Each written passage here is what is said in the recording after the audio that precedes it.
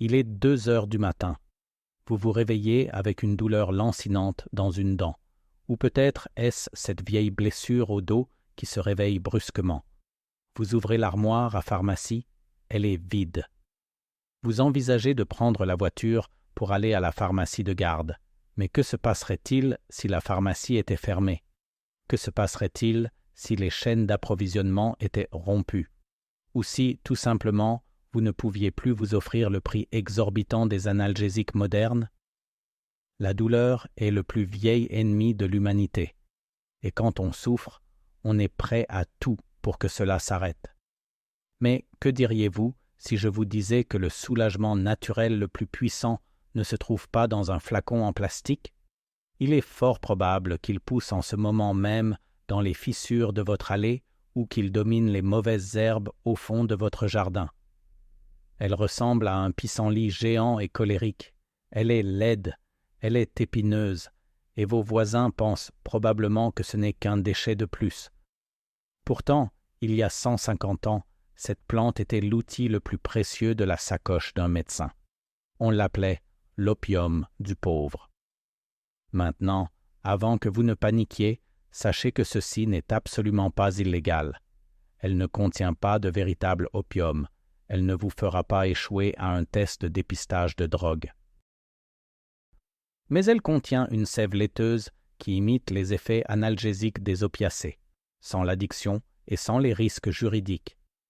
Cependant, je dois vous donner un avertissement de sécurité crucial. Il existe une plante qui lui ressemble énormément et qui imite presque parfaitement cet antidouleur vert. Si vous récoltez la mauvaise plante, au lieu du soulagement, vous pourriez finir aux urgences. C'est précisément pour cela que cette connaissance s'est perdue au fil du temps. Les gens ont peur de faire une erreur, mais en réalité, les distinguer est beaucoup plus facile que vous ne le pensez. Restez avec moi jusqu'à la fin. Je vais vous donner le test d'identité en 3 points, une méthode infaillible pour distinguer le remède de la menace. Une fois que vous aurez vu la différence, vous ne pourrez plus jamais l'ignorer. Voici l'histoire fascinante de la laitue sauvage. Pour comprendre pourquoi cette mauvaise herbe mérite toute votre attention, nous devons voyager dans le temps, vers l'un des chapitres les plus sanglants de l'histoire, la guerre de sécession américaine.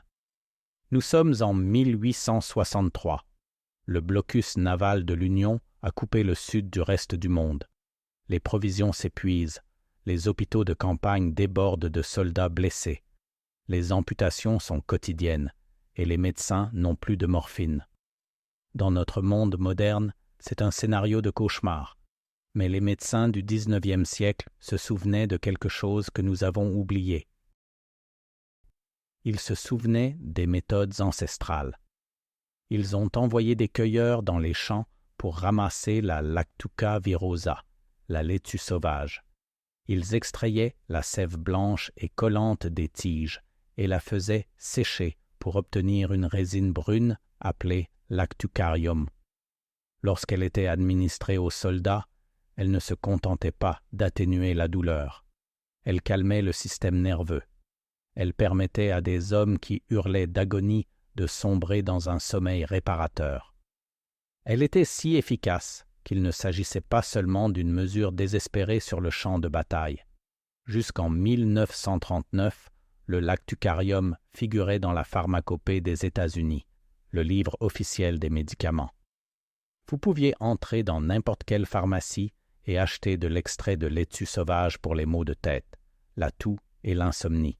Ce n'était pas une médecine alternative, c'était simplement la médecine. Mais si vous la cherchez dans une pharmacie aujourd'hui, vous ne la trouverez pas. Elle a été effacée des étagères, effacée des manuels scolaires et effacée de notre mémoire collective. Pourquoi a-t-elle cessé de fonctionner? La biologie humaine a-t-elle changé? Non, la plante n'a pas changé. C'est le modèle économique qui a changé. Levons toute ambiguïté dès maintenant. Pourquoi une herbe légale que l'on trouve dans les jardins de banlieue porte-t-elle un surnom aussi dangereux que laitue d'opium? Est-ce une drogue? Est-ce une substance hallucinogène? Ce nom vient d'un tour de passe-passe visuel de la nature. Lorsque vous cassez la tige d'une laitue sauvage, un lait blanc et épais s'écoule immédiatement. Si vous recueillez ce lait et que vous le laissez sécher au soleil, il se transforme en une boule gommeuse brune qui ressemble, sent et a même un goût amer presque identique au véritable opium. Pendant des siècles, les gens ont vu cette ressemblance et ont supposé qu'il s'agissait de la même chose. Mais chimiquement, ce sont deux mondes totalement différents. Et cette distinction est vitale. La laitue sauvage ne contient pas de morphine, elle ne contient pas de codéine, elle contient absolument 0 alcaloïde illégal. Au lieu de cela, son pouvoir provient d'une substance laiteuse unique appelée lactucarium.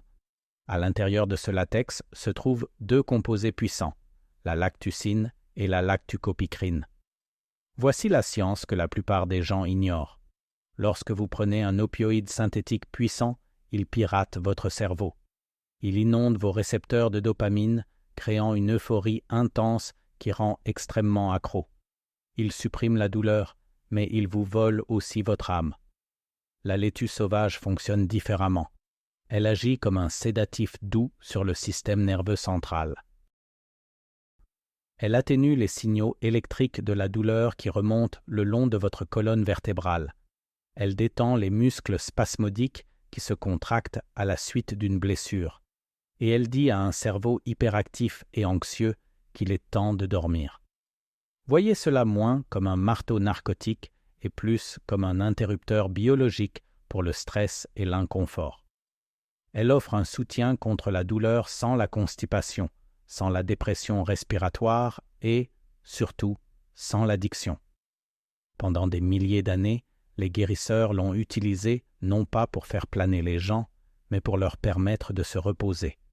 Elle brise le cycle douleur-insomnie-douleur qui détruit tant de vies. Elle est plus sûre que l'opium. Elle est plus efficace qu'une simple tisane de camomille. Elle se situe dans ce juste milieu parfait, assez forte pour aider, mais assez douce pour qu'on puisse lui faire confiance. Mais voici le paradoxe. Si nous avons une plante efficace, non addictive et qui pousse gratuitement dans presque tous les pays tempérés, pourquoi est-elle traitée comme une paria? Pourquoi est-elle l'opium du pauvre au lieu d'être la médecine de tout le monde? Cela nous amène au véritable crime.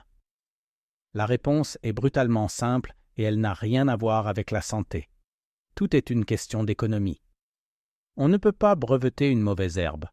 La Lactuca virosa appartient au domaine public. Elle appartient à la terre. Aucun PDG ne peut revendiquer des droits exclusifs sur elle. Aucun géant pharmaceutique ne peut devenir milliardaire en vous vendant quelque chose qui pousse dans les fissures de votre trottoir. Au début du XXe siècle, l'industrie médicale a changé de cap. Ils ont découvert que synthétiser des produits chimiques dans un laboratoire était infiniment plus rentable que de récolter des plantes dans un champ. Si une entreprise invente une molécule, elle la possède pendant 20 ans. Elle a un monopole. Elle peut facturer 100, 500 ou 1000 euros la bouteille. Ils ont donc fait un choix calculé. Ils ont remplacé le naturel par le synthétique. Ils ont introduit des analgésiques chimiques. Ces médicaments ont été commercialisés comme des miracles, plus rapides, plus puissants et plus pratiques que les vieilles teintures à base de plantes. Et nous savons tous comment cette histoire s'est terminée. Nous avons échangé un sédatif végétal doux contre une crise d'addiction qui a détruit des millions de vies et dévasté des communautés entières. La laitue sauvage n'a pas seulement été oubliée, elle a été poussée vers la sortie, elle a été reclassée. De médicaments, elle est devenue mauvaise herbe nuisible. Les municipalités dépensent des fortunes pour l'asperger d'herbicides. Les propriétaires l'arrachent pour protéger leurs pelouses impeccables, détruisant sans le savoir l'analgésique même dont ils pourraient avoir besoin un jour. Nous empoisonnons littéralement le remède pour faire de la place à la maladie. Mais l'ironie est là. Alors que les étagères des pharmacies pourraient se vider lors d'une crise et que le prix des ordonnances s'envole hors de portée, la laitue sauvage continue de pousser. Elle se moque des chaînes d'approvisionnement, elle se moque de l'inflation, elle se moque des brevets. C'est la médecine décentralisée par excellence. Mais la nature reste sauvage. Et sauvage signifie qu'il faut être intelligent, car juste à côté de ce remède pousse parfois un tueur. Pour utiliser la laitue sauvage en toute sécurité, vous devez être plus averti que le jardinier moyen. Vous devez savoir faire la différence entre le remède et le poison. C'est ici que la théorie s'arrête et que la compétence de survie commence. Si vous allez sur le terrain aujourd'hui pour trouver cette plante, vous entrez dans une zone à risque. Il existe une plante appelée la grande ciguë, la même plante qui a tué Socrate. Elle adore pousser dans les mêmes sols humides et perturbés que la laitue sauvage. Pour un œil non averti, elles peuvent se ressembler à leur début. C'est pourquoi je vais vous donner le test d'identité en 3 points. Mémorisez-le. C'est votre filet de sécurité. Point numéro 1. Les épines. C'est le plus important. Retournez une feuille. Passez votre doigt le long de la nervure centrale sur le dessous. S'il s'agit de laitue sauvage, vous sentirez une rangée de petites épines piquantes. On dirait une lame de scie.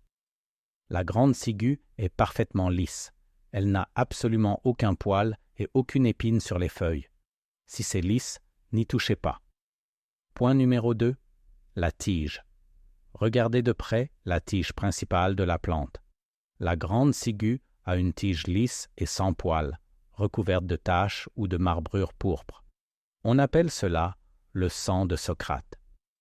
La laitue sauvage a généralement une tige d'un vert uni ou légèrement violacée, mais elle n'a jamais ces taches pourpres distinctes en forme de pois.